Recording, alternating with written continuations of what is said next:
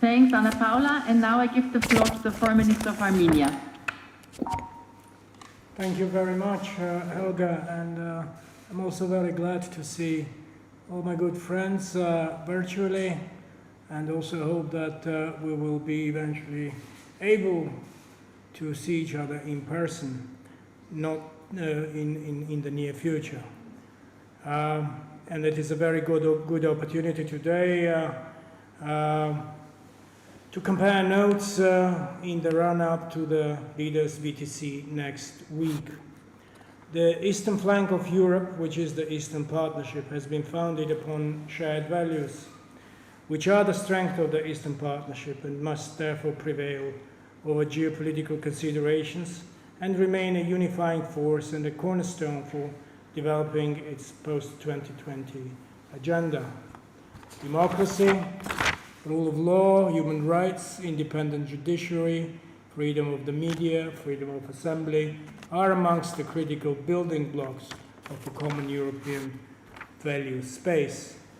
Armenia's Velvet Revolution in 2018 and the consistency of our government in commitment to the values of the revolution are a manifestation of our adherence to the common European value space, hoping that this space is not eroding.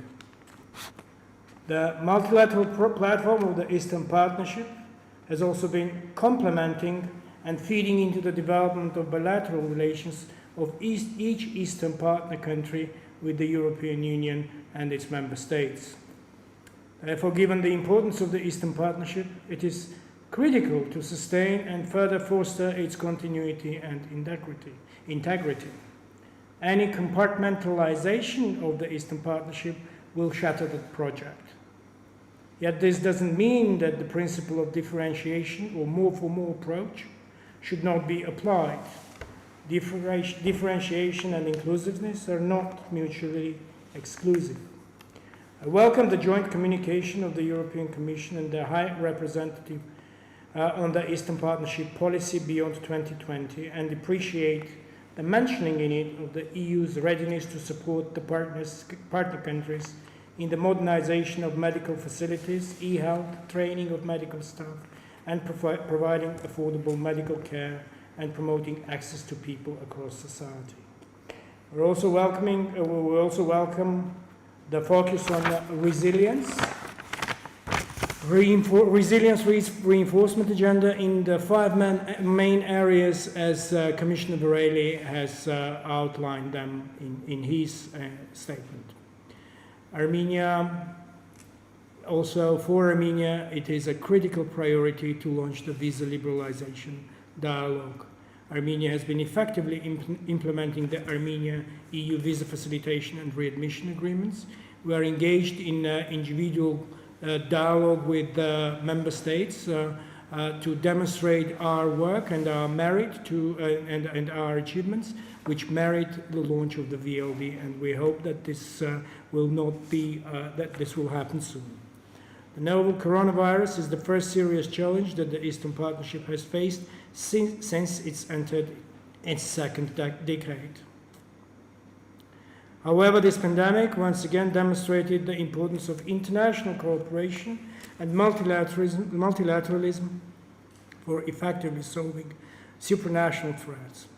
Joint efforts are much needed to tackle this crisis.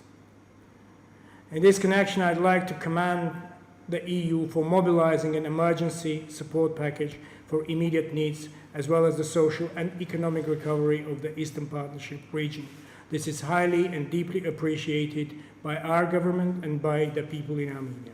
The EU support is so far the biggest to the EAP countries, particularly for Armenia. The EU has announced over 92 million euros worth of support package, which includes both new funds and already existing but redirected investments. This is a very strong manifestation of solidarity.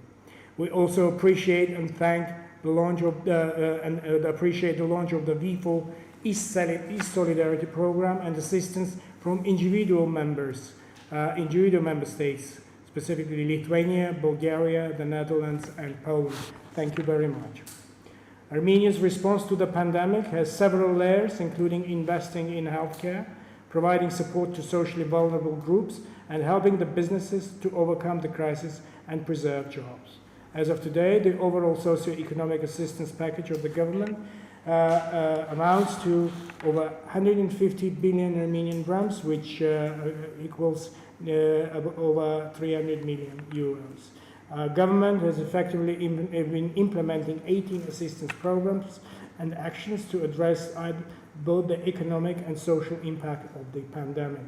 Those programs are updated and they are in the phase of implementation. We are also designing further comprehensive midterm action plan, identifying our policies and interventions. We have also invited the EU to start a policy dialogue to create an inclusive and constructive platform where the European Union and its institutions could engage and contribute to the design and further implementation of our midterm action plan to mitigate the consequences of the pandemic. Yes, indeed, together with the spread of the pandemic, there is also infodemic, and it needs to be addressed. There were some ideas and proposals on the ways to deal with it, including the use of the communication TVs and so on. Those are very interesting ideas that we are willing to consider and discuss with our partners. Disinformation is no more than just simple distortion of facts on pandemic. We do not welcome the use of COVID to crack down on human rights and to disseminate hate speech.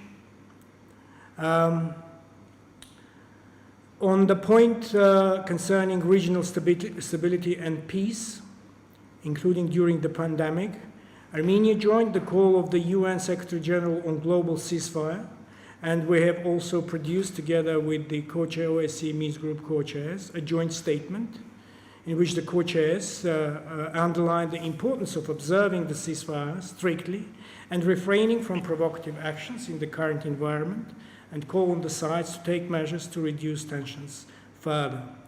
We have, however, been observing large-scale military exercises and outright war threats to Armenia in time of the pandemic, and those actions are provocative in nature and they do not contribute to reducing tensions. Speaking of conflicts, each and every conflict reflects different security environment, cultural and historical context, and are different and in different dynamic or context of resolution. And that should be approached on its own merit. Differentiation is necessary while addressing the question of conflicts.